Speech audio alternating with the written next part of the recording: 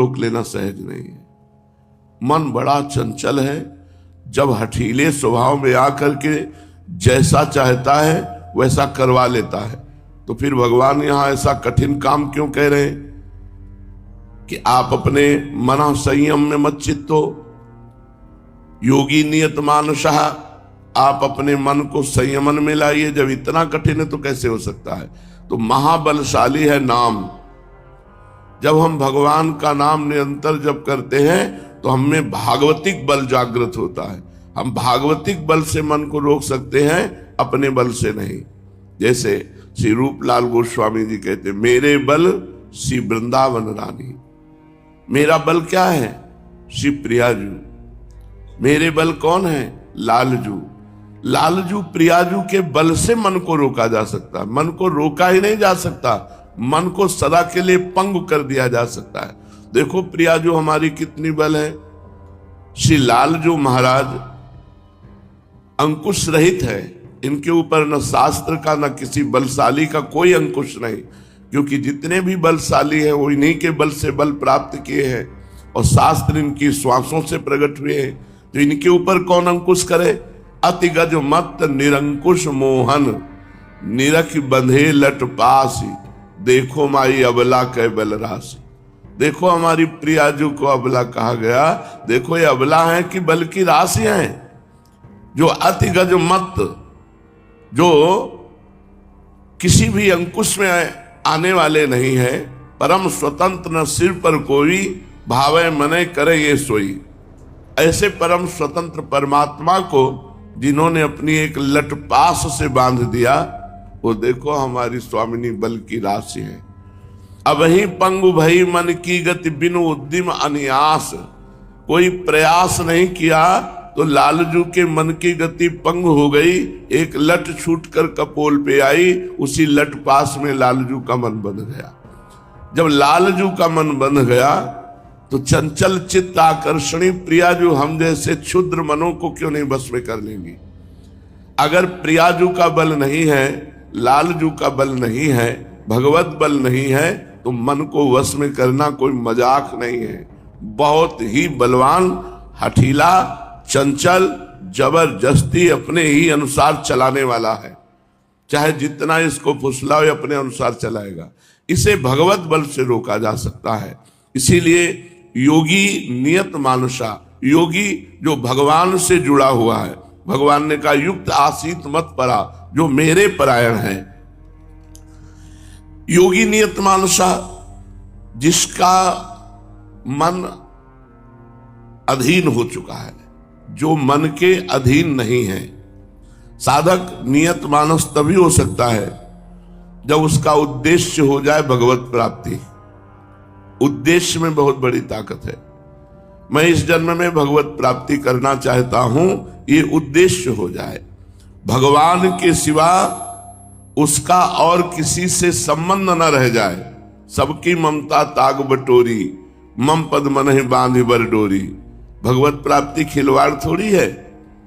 नियत मानसा का तभी पूर्णता हो सकती है जब हमारा उद्देश्य बन जाए भगवत प्राप्ति, और भगवत प्राप्ति के लिए सबकी ममता ताग बटोरी, मम पद मनहि बांधि बर डोरी। भगवान के चरणों में संबंध, मेरे तो गिरधर गोपाल दूसरो न कोई। प्रभु के सिवाय उसका और किसी से संबंध न रहे। देख लो, अपने अपने हृदयों को देखो। कारण कि जब तक उसका संबंध रहेगा, साथ रहेगा, ममता रहेगी, तो इसी ममता के तार से मन भागता है।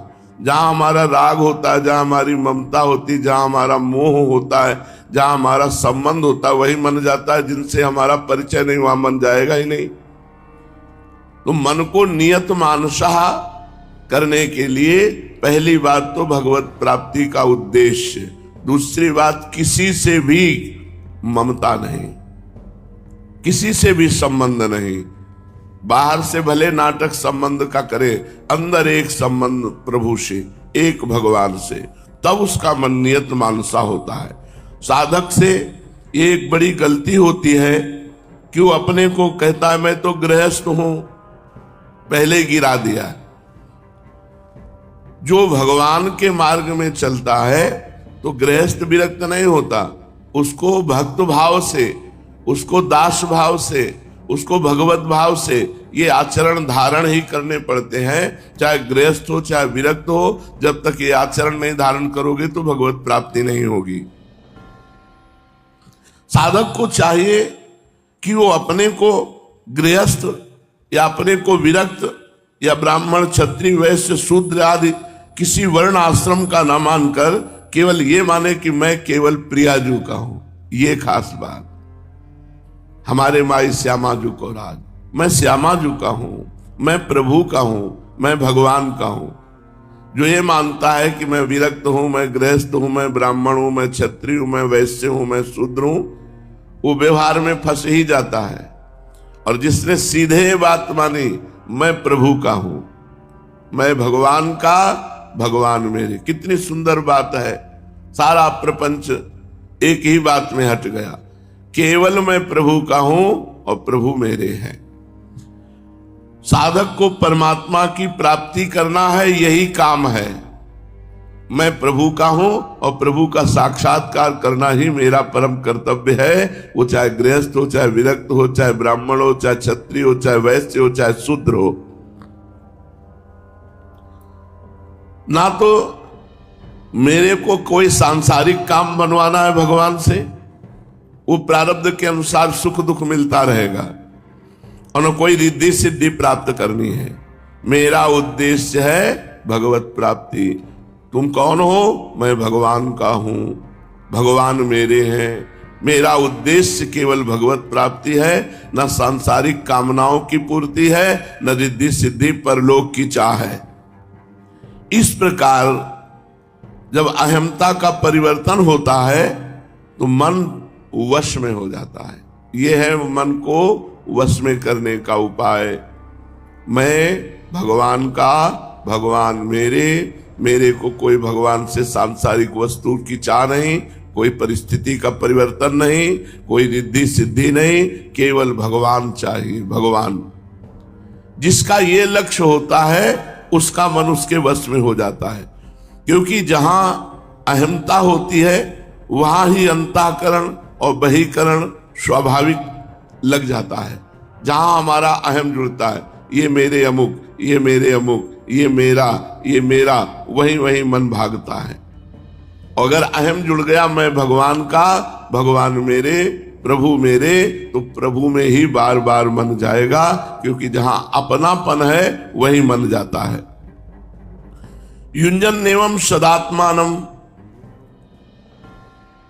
जो युंजन आत्मानम का तात्पर्य है मन को संसार से हटा करके प्रभु में लगाना, बार बार लगाना। जहां जहां मन जाए वहां वहां से हटा करके प्रभु के नाम रूप लीला धाम में लगाओ। तो ये योग है। युंजन आत्मानम, ये योग है। जहां जहां मन जाए, मन को जाना स्वाभाविक है, बहुत जन्मों से भाग रहा है। जो जिस वस्तु व्यक्ति स्थान में हमारा मन जाए वहां से तत्काल हटाकर भगवान में लगाना। सदा का तात्पर्य है प्रतिदिन नियमित रूप से ये अभ्यास करना है। प्रतिदिन, प्रतिपल, जहां मन भागे वहां से मन को हटाकर प्रभु में लगाना है। साधक अभ्यास कभी किया, कभी छोड़ दिया, ऐसा कभी सिद्ध नहीं हो सकता, परिपक्व नहीं हो सकता। परिपक्व वही है जो सदा नित्य नियम पूर्वक प्रतिपल जहां जहां मन जाए उसको हटाकर परमात्मा में लगाते रहे, जब तक वो तुम्हारे अधीन न हो जाए। और जब वो अधीन हो गया तो परमात्मा स्वरूप हो गया। अब उसे हटाना नहीं पड़ेगा। अब वो मन नहीं रहा, अब वो मन भगवत स्वरूप हो गया।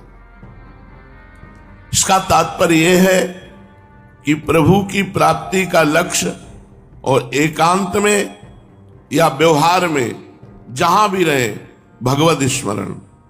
क्रियाएं हो रही हैं लेकिन अंदर ही अंदर भगवत स्मरण, तो वो युंजन एवं सदात्मानम। शांतिम निर्वाण परमाम मत संस्था मद गच्छति।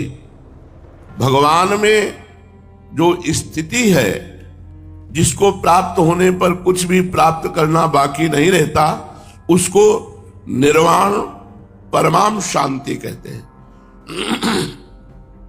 वही परम शांति है। जो उपासक प्रशांत मनसा है, भय रहित है, ब्रह्मचारी व्रत में स्थित है, मन को अधीन करके निरंतर प्रभु का चिंतन करते हुए प्रभु के परायण है, जो बार बार अपने मन को जहां जहां जाता है वहां से हटाकर प्रभु में लगा करके मन को अधीन कर लिया है, ऐसा उपासक भगवत प्राप्ति कर लेता है। शांतिम निर्वाण परमाम, परम निर्वाण शांति को प्राप्त हो जाता है, वो मुक्त महापुरुष है। ऐसा निर्वाण परमाम शांति को प्राप्त हो गया, निर्विकल्प हो गया। निर्विकल्प स्थिति होते ही उसे तत्व बोध हो जाता है, भगवान के तत्व का बोध हो जाता है, और निर्विकल्प बोध होते ही वो निर्वाण परमाम शांति, अब कभी कोई घटना, परिस्थिति, वस्तु, व्यक्ति, स्थान उसे अशांत नहीं कर सकता। शांति दो तरह की होती है, एक शांति और एक परमाम शांति। संसार के संबंध विच्छेद करने से शांति होती है, त्यागात शांति अनंतरम, भोगों के त्याग से तत्काल शांति प्राप्त होती है। लेकिन भगवान की प्राप्ति से परम शांति होती है, परमाम शांति भगवत प्राप्ति, परमाम शांति निर्वाण पद। नात्यस्तु योगोस्ति न चैकांत मनस्नतः ना चाति स्वप्नशीलस्य जागृतो नैव चार्जुन। भगवान कह रहे हैं ये योग ना तो अधिक खाने वाले को और ना बिल्कुल ना खाने वाले को, तथा ना अधिक सोने वाले को और ना बिल्कुल ना सोने वाले को ये योग सिद्ध नहीं होता। भगवत प्राप्ति करनी है तो भगवान कह रहे हैं नात्यस्नतस्तु योगोस्ति न चैकांत मनस्नतः न चाति स्वप्नशीलस्य जागृतो नैव चार्जुन। नात्यस्नतस्तु अधिक खाने वाला, अधिक खाने वाला का तात्पर्य है कि जैसे हमारा काम चल सकता है 2 रोटी से, हम 8 रोटी पाते हैं, 6 रोटी बेकार पाते हो, और ये तुम्हारे भजन में बहुत बाधक होगी। भोजन बहुत अल्प होना चाहिए, और सच्चा भजन करोगे तो हो ही जाएगा, अपने आप हो जाएगा। सच्चा भजन जब जिस समय शुरू होगा तुम्हारी लगन लग जाएगी, तो नहीं खान पान ते भाव है। जिस दिन से ये सुना था कि 400 ग्राम अन्न से साधक का जीवन चल सकता है अच्छा स्वस्थ, उस दिन से इस बात पर घृणा हो गई कि इससे ज्यादा पाना बोझा बढ़ाना, प्रकृति की वस्तु का परिग्रह करना है, क्यों ज्यादा भरो पेट में। जितने से काम चल जाता है हमारे जीवन का, जब हमें पता चल गया कि 400 ग्राम अन्न से हम पूर्ण स्वस्थ रह सकते हैं, तो ना 400 ग्राम सही तो 800 ग्राम सही, 2 टाइम में सही, पर अल्पाहार। भगवान कह रहे नात्यस्तु योगोस्ति, अधिक खाने वाले को योग सिद्ध नहीं होता। अन्न अधिक खाने से या भूख से ज्यादा खाने से प्यास लगती है, और पानी ज्यादा पीने से और अन्न ज्यादा हो जाने से पेट भारी वजन वाला हो जाता है, और पेट बोझिल होने से शरीर में आलस्य और प्रमाद छाता है, बस भजन में मन बिल्कुल नहीं रहता। ये ध्यान दो, अपने लोग भगवत प्राप्ति के लिए आए हैं, जितने कम से काम चल जाए, बहुत कम भी नहीं। भगवान मना करते हैं कि बिल्कुल ना खाने वाले को कभी भोजन ही छोड़ देते हैं, योग सिद्ध नहीं होगा। उचित भगवान कह रहे जो ज्यादा खाता है उसे पानी अधिक पीना पड़ता है, और भोजन और पानी दोनों होने से पेट में बोझा। भोजन इतना पाना चाहिए कि ऐसा लगे ही नहीं कि हमने पाया है, बस इतना भोजन पाना चाहिए, 1 रोटी 2 रोटी 2.5 रोटी। 18 घंटे पद्मासन में बैठते थे उड़िया बाबा, और 1 कवल अन्न पाते थे। परमात्मा प्राप्ति ऐसे थोड़ी होती है कि खूब हलवा पूड़ी गुलाब जामुन रसगुल्ला खूब खाए और बस खूब बैठाए और आराम से परे घूम रहे हैं और तुम्हारे लिए विमान आ गया, आओ वैकुंठ चलो, चलो परम पद। ऐसा नहीं है। जब तक आप संसार राग से रहित नहीं होते, संपूर्ण संसार राग से, तब तक भगवत प्राप्ति असंभव है।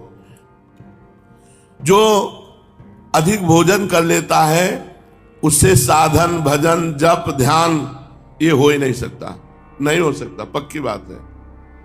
वो भोजन पचाने में सारी ऊर्जा शक्ति लग जाती है और बार बार मन पेट के बोझा में जाता है।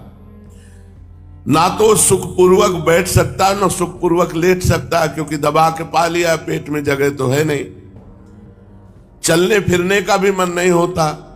अजीर्ण होने से शरीर में रोग पैदा होता है, इसलिए अधिक खाने वाले पुरुष को योग सिद्ध नहीं होता। न चैकांत मनस्नतः, ऐसे ही बिल्कुल ना खाने वाले को योग सिद्ध नहीं होता। कारण उचित भोजन न करने से मन में बार बार भोजन का चिंतन होता है, शरीर में शक्ति कम हो जाती है, मांस मज्जा आदि सूख जाते हैं, शरीर शिथिल हो जाता है, चलना फिरना कठिन हो जाता है, बस पड़े रहने का मन करता है, न भजन का मन, न ध्यान का मन, न आसन में बैठने का मन। तो बैठ करके आनंद पूर्वक भजन करना, पाठ करना, प्रभु का चिंतन करना, ये नहीं हो सकता जो भोजन बिल्कुल नहीं करता। करना चाहिए। दिखावे के लिए तो कुछ होना ही नहीं चाहिए परमार्थ में। या वो ढिंडोरा पीट रहा है, मान लो साधक की, हम तो केवल फल पे रह रहे हैं, हम तो केवल जल पे रह रहे हैं, ये क्या नाटक है? किसको दिखा रहे हो? किसको बता रहे हो कि तुम इतने दिनों से केवल जल? कितने पशु पक्षी है जलचर जो केवल जल पी के रहते, तो भगवत प्राप्ति हो जाती है क्या उनको? कितने फलाहार करते हैं पक्षी, क्या उनको भगवत प्राप्ति हो जाती है? कितने मिट्टी खा के रहते हैं, क्या उनको भगवत प्राप्ति हो जाती है? ये विचार करो। इन सब संयमनों का कारण है निरंतर परमात्म चिंतन। न चाहते स्वप्नशील से, और जिसका ज्यादा सोने का स्वभाव होता है उसको भी योग सिद्ध नहीं होता। योग माने भजन, भगवान का चिंतन। कारण ज्यादा सोने से स्वभाव बिगड़ जाता है, प्रमाद आता है, स्वास्थ्य ठीक नहीं रहता, प्रमाद स्थिति रहती। 4 घंटे, 5 घंटे, 6 घंटे, बहुत 7 घंटे। अगर बहुत मेहनत करने वाला साधक है तो 7 घंटे, इससे ज्यादा तो सोना ही नहीं चाहिए। सोना बहुत हानिकारक है। पड़े रहने में उसको सुख लगता है, जिसको बहुत सोने का स्वभाव होता है पड़े रहने में सुख लगता है, उसे बैठने तक का आलस्य प्रमाद इतना बढ़ जाता है कि मन नहीं करता बैठने तक का। ज्यादा लेटे रहने से गाढ़ नींद भी नहीं आती। गाढ़ नींद न आने से स्वप्न आते हैं, संकल्प विकल्प होते रहते हैं, शरीर में आलस्य भरा रहता है, आलस्य के कारण बैठने में कठिनाई होती, अतः वो भजन का अभ्यास नहीं कर सकता। इसलिए एक टाइम रखो सोने का। अधिक भोजन नहीं, कम भोजन नहीं, उचित भोजन, जिसमें तुम्हारी भूख मिट जाए और कुछ भूख बनी रहे। इतना कि हमें अन्न का चिंतन न हो, भोजन का चिंतन न हो। अब भगवान नींद के लिए कह रहे हैं, एक नियम रखो, 3 घंटे, 4 घंटे